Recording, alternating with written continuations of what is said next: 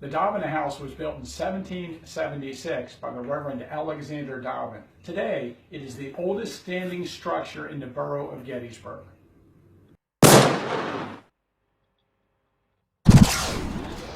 Okay, this is Frank from Gettysburg Historic Walking Tours, and this video is going to be on Alexander Dobbin and the Alexander Dobbin House here in Gettysburg.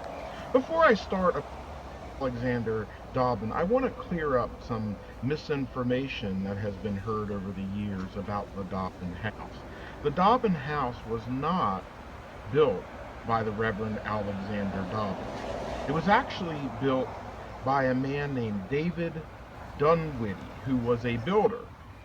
He most likely began in 1775 as stones were gathered from this area, and then brought those stones, those cobblestones, which would become the foundation and house of the Alexander Dobbin House, which was built and completed in the year of 1776. Now, the Reverend Alexander was born in Londonderry, which is in North Ireland, on February the 4th, 1742. He was the son of Scottish parents. We know that not a lot about his childhood, but family tradition notes that Dobbin was a strongly religious household, and that John Dobbin was a pious sailor who chose to groom his son Alexander for the Presbyterian ministry. The young Dobbin studied training in Latin and Greek, which were the two languages deemed most necessary at the time for a well-rounded education. He entered Glasgow University in 1764 at the age of 22, much older than the average freshman, suggesting he may not have worked for several years to earn the money for his schooling, for it seems likely that his family had little money. Dobbin graduated from Glasgow in 1768, but rather than entering the ministry immediately, as it was customary, he chose to conclude his theological studies in both Glasgow and Edinburgh for the next 3 years. Perhaps his decision was influenced by the vigorous intellectual climate existing in those two cities. This was the time of the Scottish Enlightenment, when Edinburgh was called the Athens of the North. The number of books in his library and suggests that he may have studied under noted Scottish theologians. In any case, Dobbin undoubtedly received the finest education available to any young man of his day. He began preaching in Londonderry County as soon as he completed his theological studies in 1771. And that year he was approached by Mr. William Brown of Paxton in the colony of Pennsylvania, who represented the interest of the Reformed Presbyterian Church. And they were beginning congregations west of the Susquehanna River. Brown was seeking additional pastors to relieve the burden of the Reverend John Cuthbertson, who had served as Pennsylvania's only pastor since 1751. Dobbin deliberated for more than a year, but when he received assurances of an adequate salary, he agreed to go. The Presbytery of Ireland licensed him on July the 6th, 1773, and ordained him on 20th of August of 1773. The summer of 1773, which was Dobbin's 31st year, was a milestone in his life. In the final 3 weeks before his departure, he married Isabel Campbell, a native of County Down, who was 10 years his junior. Nothing is recorded of her background or the length of their courtship. In late August of 1773, the newlyweds, accompanied by the Reverend Matthew Lynn, embarked for North America, joining more than 150,000 Scot-Irish who immigrated from Ulster to America in the decade before the American Revolution. As one of Dobbin's future students, the Reverend John McGimsey noted 60 years later, Alexander was licensed, ordained, and married, and sailed for America, all in the short period of 6 weeks. They arrived in Newcastle, Delaware on December the 13th, 1773. Welcomed there by Reverend Culbertson. A month later, they traveled to Rock Creek, just north of the future town of Gettysburg, at that time, which was called the Marsh Creek Settlement. It was near the present intersection of Carlisle and Table Rock roads. 2 months later, on 10th of March, 1774, Dobbin, Culbertson, and Lynn met Paxton to establish the Reformed Presbytery of North America. The first meeting of the new presbytery, Dobbin was assigned permanently to the Rock Creek, and on the 24th of May, 1774, he was officially installed there with the laying on of hands, and he would serve that congregation for the rest of his life. Later in the video, we will look at the area where that Rock Creek Church was. Like many other pastors of the 18th century, Dobbin obtained a guarantee for his future congregation to secure land and build himself a house. The land on which this house would be built was owned by John Carson, who, along with Samuel Geddes, claimed much of the land on which the town of Gettysburg is now located. Carson and Geddes were among approximately 150 heads of families who had moved into the area called the Marsh Creek Settlement by 1741. Though Carson did not sell to Dobbin until 1779, it was likely agreed he leased the land where the house would be built, and construction of this house in the manner of mass began in the spring of 1776. The work was done by a man named David Dinwiddie, one of his elders of the congregation, a builder who utilized local fieldstone to build a 2.5-story house. Gregorian design, 7 bays across and 2 rooms deep, with a medium pitch roof and brick chimneys measuring 42 by 32 feet. He designed a 1.5-story kitchen and sprinkled that later on when we go into the building. Though no contemporary sketches on floor plans exist, the description of the house is a 1798 direct pass, or what is called the window pass, out of Warwick County, which suggests that the building had been altered a little on the exterior since it was constructed. This building has been altered several times, and we'll take a look at some of these additions. According to the diary of Reverend Culbertson, the Dobbin House was consecrated at the meeting of the Reformed Presbyterian on August the 26th, 1776. Now, as we look here at the original spring house that we just talked about, this is some of the original part of the building that was built by Elder David Dinwiddie. As we walk through the house, I'll talk a little bit about Dobbin and his very large family, so you can see why they needed such a big building. His family responsibilities would be considerable. For between 1774 and 1791, Isabel bore him 10 children. Matthew in 1774, James in 1777, Alexander in 1779, William in 1781, Joseph in 1783, an unnamed infant that died in 1785, Daniel in 1787, Mary, who died in infancy in 1788, Mary in 1790, and Isabella in 1791. Unfortunately, we have no sketch of Isabella Dobbin, but she must have been a patient, loyal, and industrious helpmate. As the woman of a pre-industrial royal home in the 18th century Pennsylvania, she had to be a jack of all trades, equally adept at spinning, weaving, sewing, preparing herbal medicines, or cooking over an open hearth. Though the Dobbins were not a wealthy family, they enjoyed entertaining, and as the wife of Gettysburg's one of the most prominent residents, Isabella enjoyed considerable social status. Now, as you can see here, this amazing house was also a part of the Underground Railroad that existed just previous to the American Civil War, where slaves seeking freedom would leave the South and come northbound, being hidden by Northerners in their homes. To support the Reverend Dobbin and his family, his parishioners allowed him a yearly salary between 50 and 70 pounds, and after 1800, when the use of the dollar as the medium exchange became standard, about $300 annually.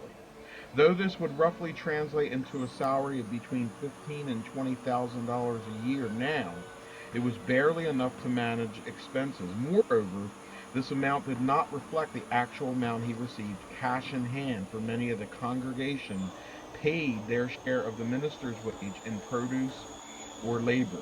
The help was certainly needed, for by 1793 Dobbin had nearly 300 acres of land, and though it was not all cultivated, the task of raising corn, rye, oats, and wheat, along with managing sheep, pigs, geese, steer, and other animals, was more than his family could manage. However, like many of his friends in the ministry, Dobbin was forced to seek other means to supplement his cash income.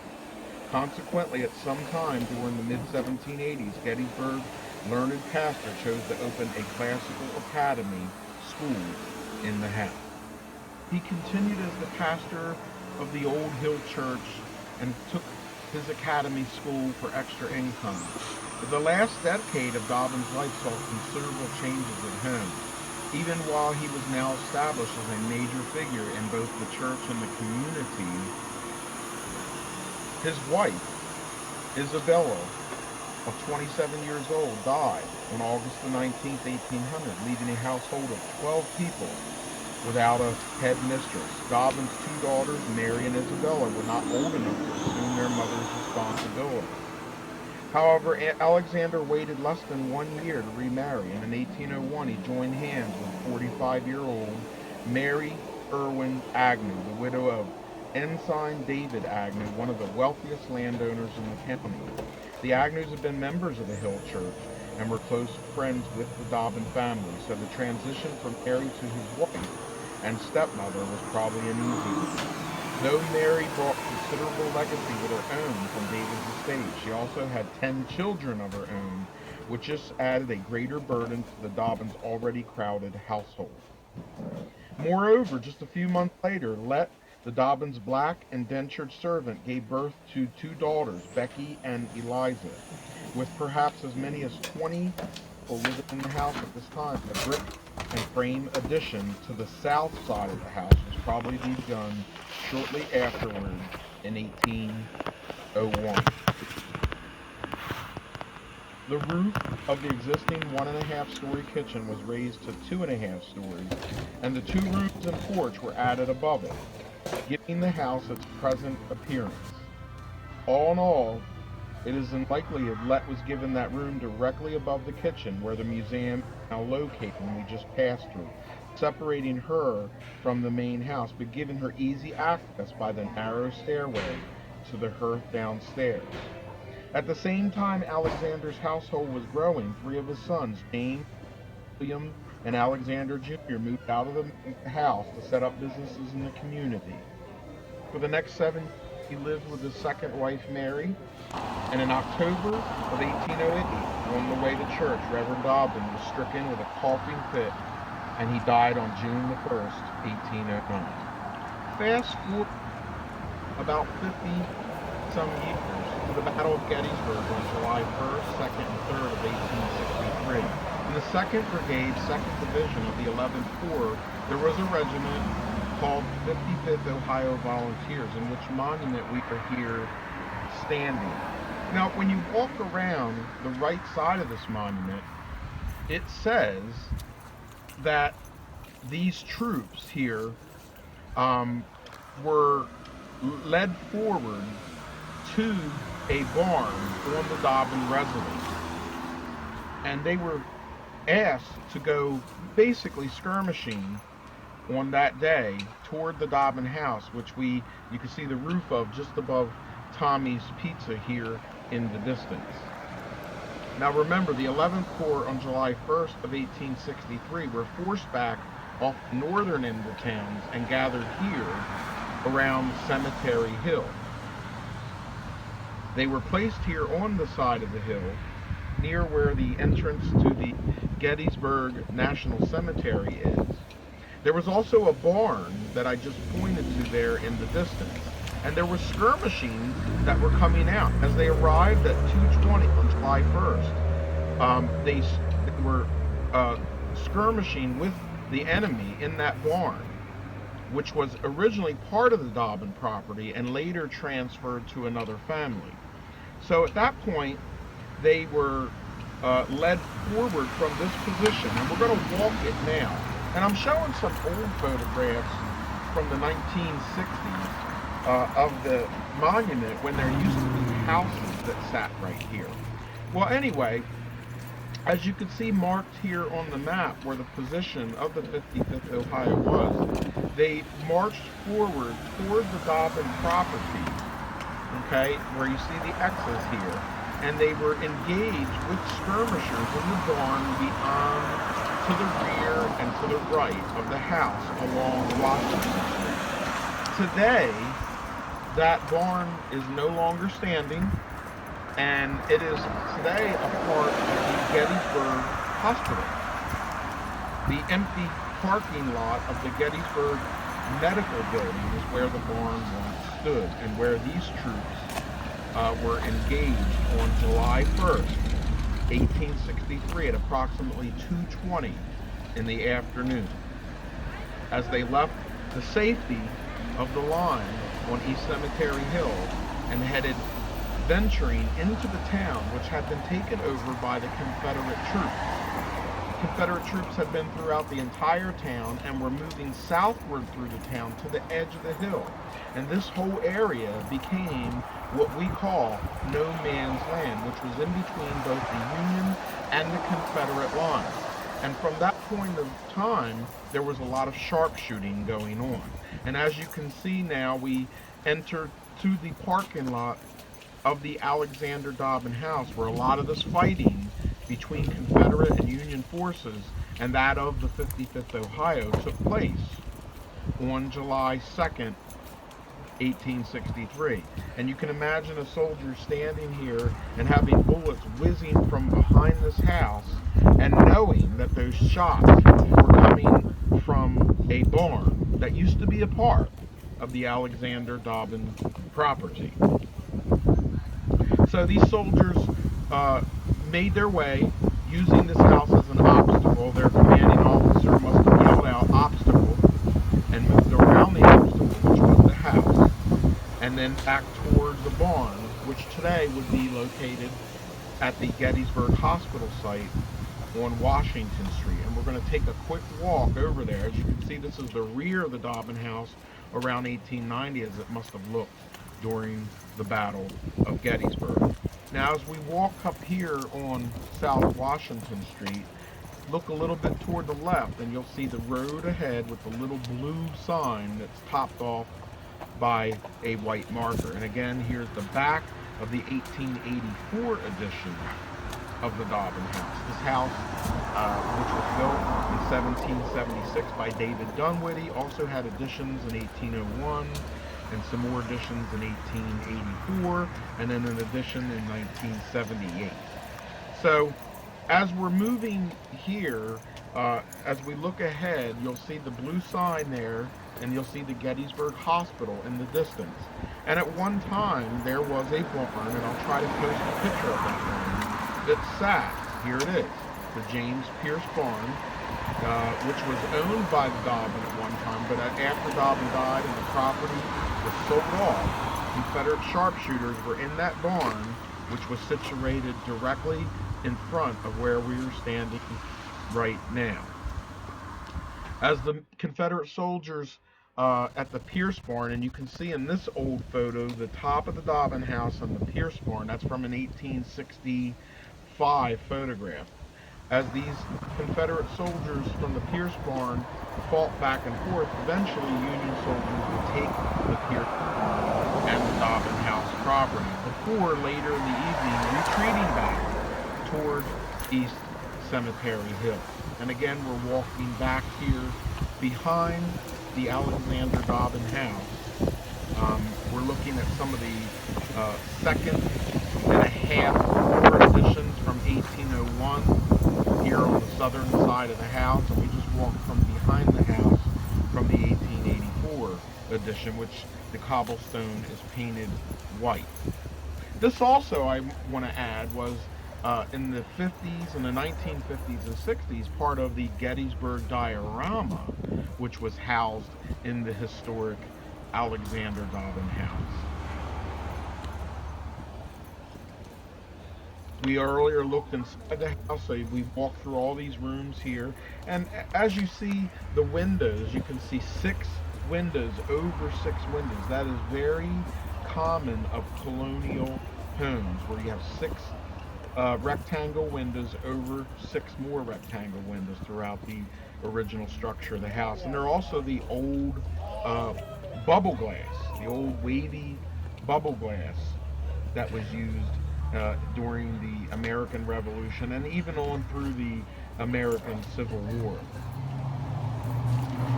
So again, part of the battle on July 1st of 1863, around 2:20 to 2:30 in the afternoon, and probably going to about 3:30 in the afternoon, was fought here on the property of Alexander Dobbin. Among the casualties in the attack was 18-year-old Pascal Farr of Norwalk, Ohio. He lingered in a field hospital near Gettysburg until November 19th, dying on the very day that President Abraham Lincoln gave the Gettysburg Address and spoke of the last full measure of devotion. It seems likely at this time, if not sooner, some Union wounded were also carried to the safety of Dobbin's stone house, though no eyewitness accounts have surfaced that the building was used as a field hospital. But Haskell Farr was one of the casualties of Company C, 55th Ohio Regiment, here on July 2nd, 1863, and he lingered on until November 9th, or rather November 19th, 1863, the day that Abraham Lincoln gave the Gettysburg Address. Died and is buried here in the Ohio plot of the Gettysburg National Cemetery.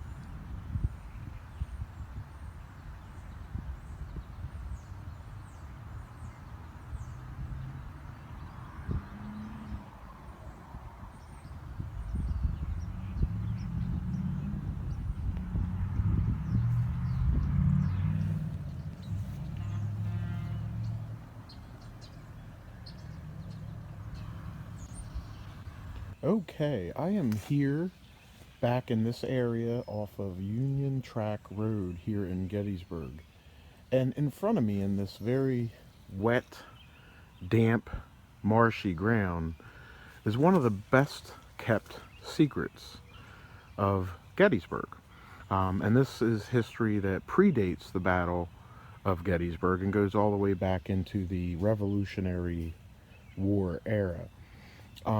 In this clearing spot here in front of us, back in the mid 1700s to late 1700s, was once a meeting house. This meeting house was built by a man named David Dinwiddie.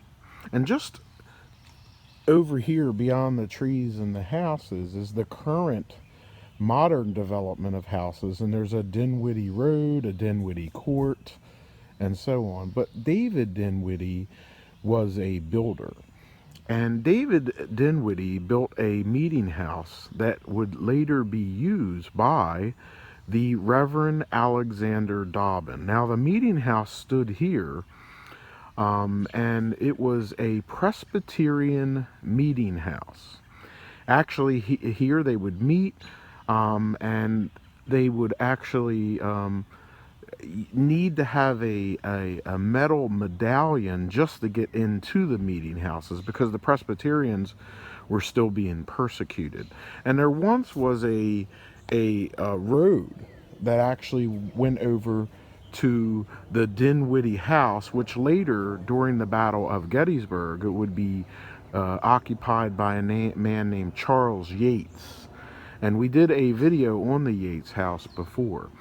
But the Yates house was also built by Dinwiddie, as well as the Alexander Dobbin house in town, which not many people mention. A lot of people think that Alexander Dobbin built the Dobbin house, but he did not. It was built by a man named David Dinwiddie. And we're going to come back up with the trace of the old meeting house road. And this road probably went back into the later half of the 1700s and early 1800s. And today, the only thing that really remains from Dobbin's Presbyterian meeting house, other than a little bit of the trace of the road, is the actual well. which was filled in about 25 years ago. Now, as we get into this clearing, this is actually the old road trace right here, and this would go straight through where that house is and then to the back of the Yates house. So I am going to go up here and we're going to take a look at this well.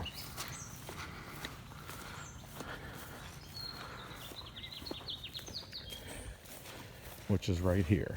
And this is the well from the original meeting house where the Reverend Alexander Dobbin met. Now we're going to walk up today what is Union Track Road. Now the original meeting house road went through what would be this house today, and then we're going to go to the back side of the Yates house and the Yates barn. And I did speak with the owner of the property, and you can see my blue Toyota sitting over here, and then the big red barn is the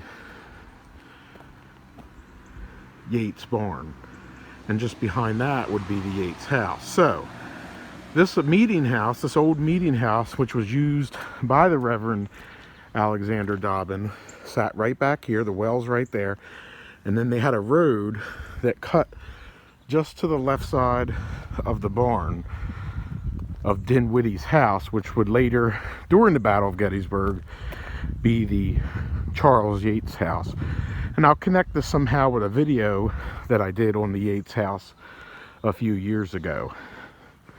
But the remnant of the actual road trace is still shown in the woods.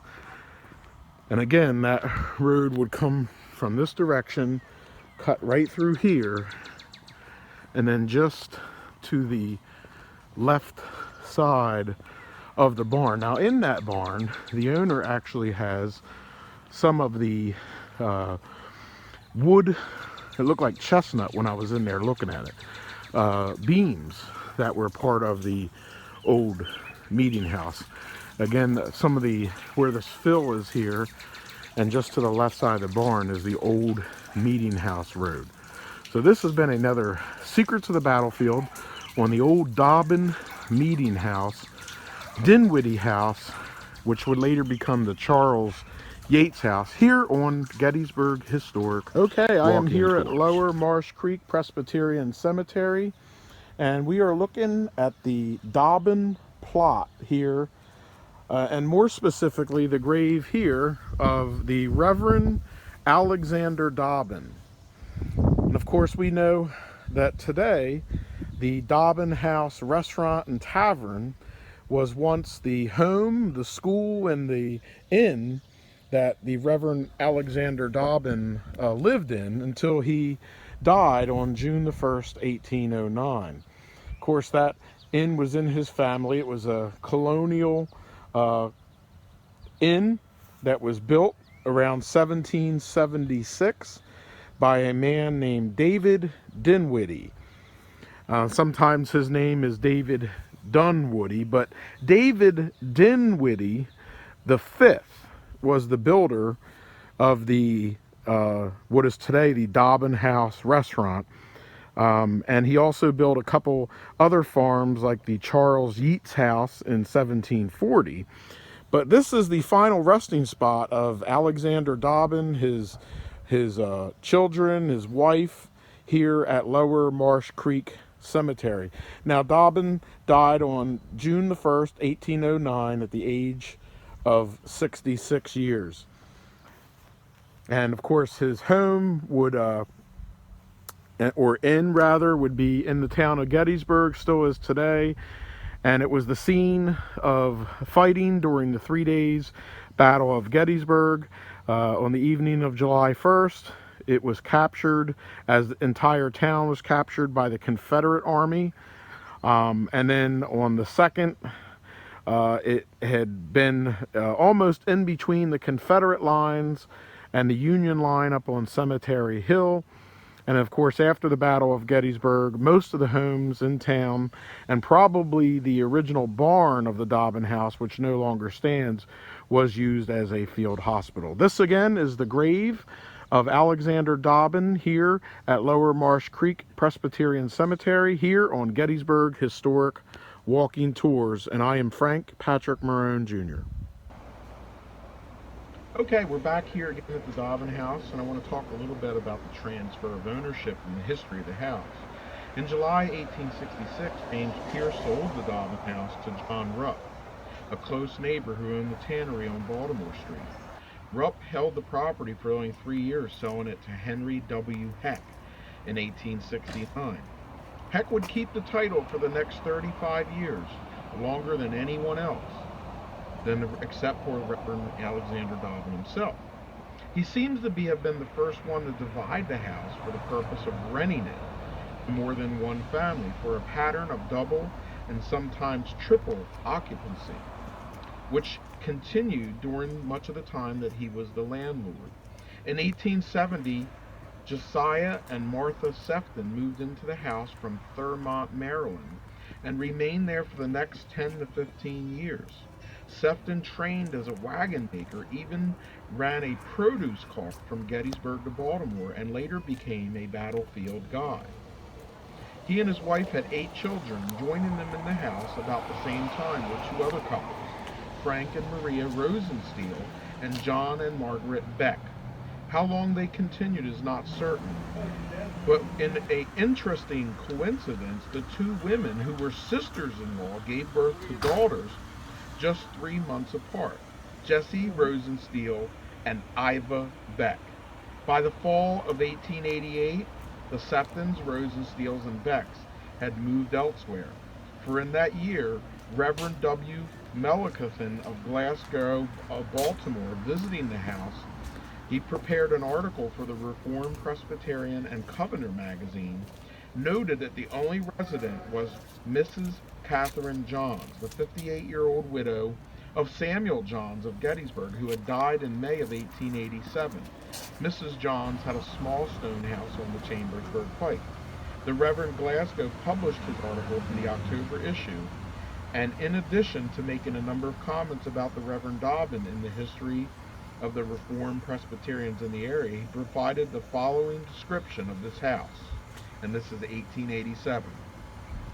The building is remarkably well preserved for one in constant use for 112 years.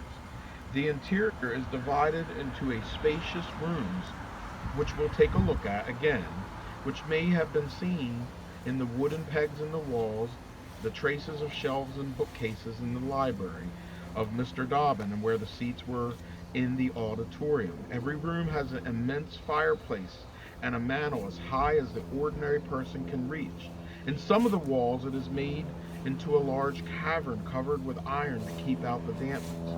Attached to the west end of the fireplace, as large as a good-sized room, enclosed by wooden doors, and would comfortably seat a half a dozen persons on a cold day.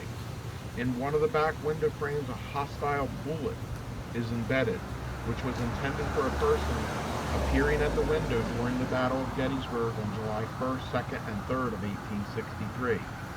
The west end outside wall is scarred by numerous bullets, and some of the stones at the corners are broken by deadly balls and shells which were fired during the battle.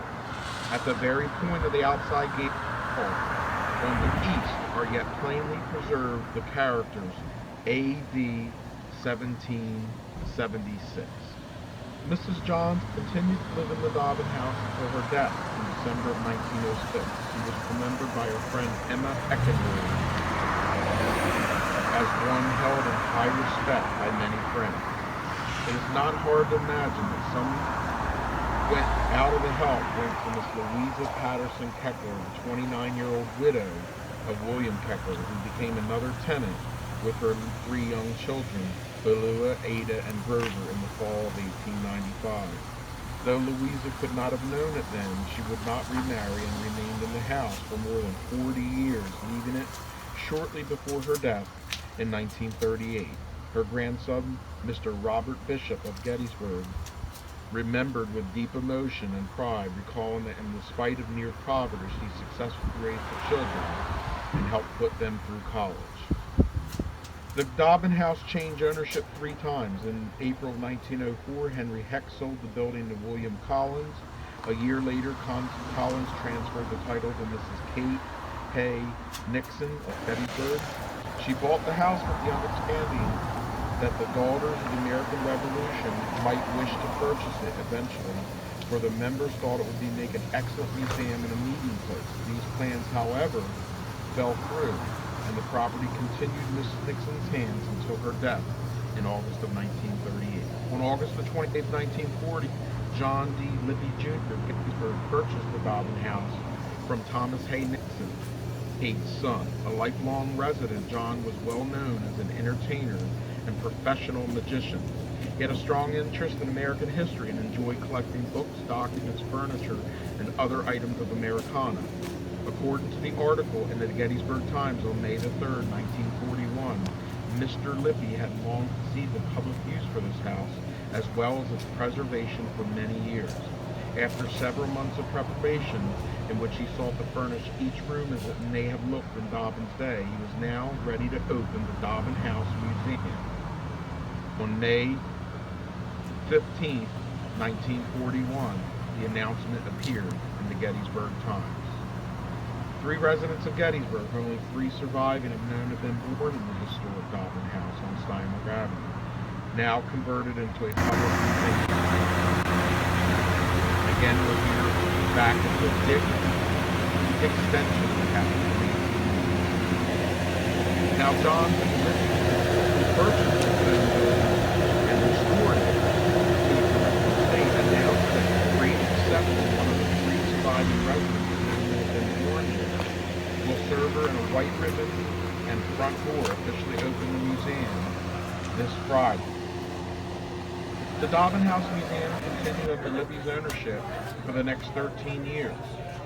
And we're going to walk through the house again, and you're going to see a lot of the restoration work that he did in the early 1900s. Then in August of 1954, John sold the house to the Gettysburg Battlefield Diorama Incorporated.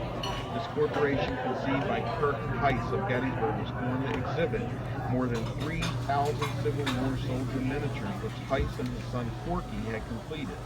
They were placed on a realistic model of the battlefield, complete with flashing lights to simulate smoke, and a taped narration that included sound effects. In order to install the diorama, the inner walls on the 2nd floor had to be removed to accommodate the small auditorium. A museum and gift shop continued downstairs, and the diorama became a well-known tourist attraction, largely because it made one of the earliest uses of new electronic technology of the 1950s, was capturing the imaginations of Americans. It was a forerunner of many other sound and light displays that are now so much a part of the Gettysburg experience. However, in 1967, the Gettysburg Diorama sold its rights and the house back to Mr. and Mrs. John Adamick of Aspers. Though the Adamicks worked enthusiastically to maintain the feature, stiffening competition from other Civil War attractions made it more difficult to operate. In the summer of '77, they sold the house to A. Kenneth and Selma H. Dick of Gettysburg, though retaining the diorama, which they dismantled that year. They purchased the house, and Mr. and Mrs. Dick became a significant new chapter in the development.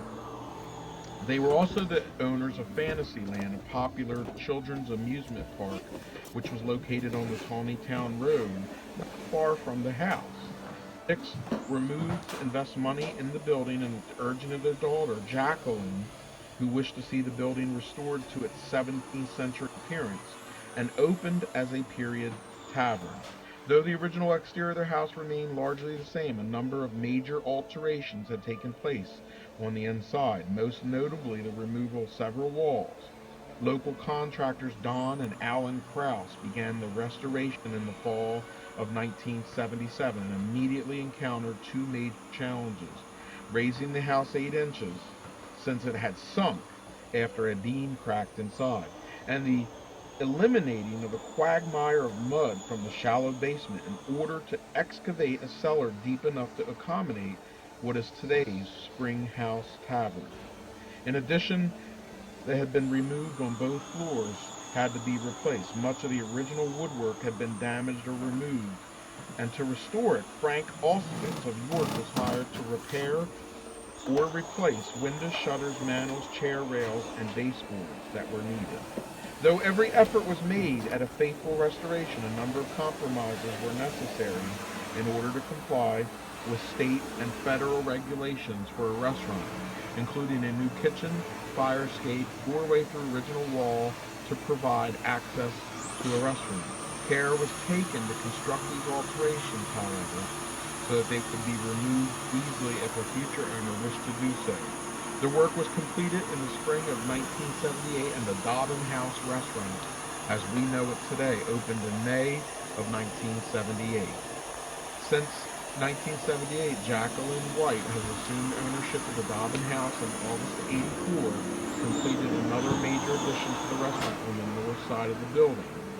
It would be very hard to say that this is the end of the Dobbin House, because only future generations and people and future owners know what it may hold.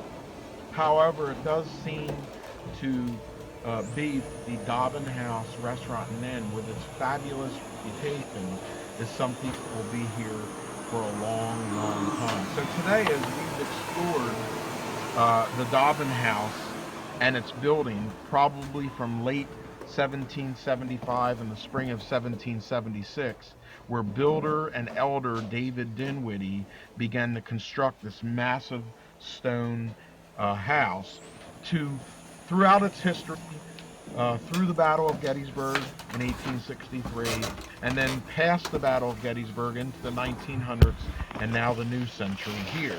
And we've explored it through its owners and all the beautiful history that it holds. American Revolution history, American Civil War history, Underground Railroad history, and the history of all the families and children that have lived in the house. And again, as we end this video here in the 1984 edition, I just want to thank you for watching this video and taking this tour of the Alexander Dobbin House with me. This is historian Frank Patrick Marone Jr., and this is Gettysburg Historic Walking Tours.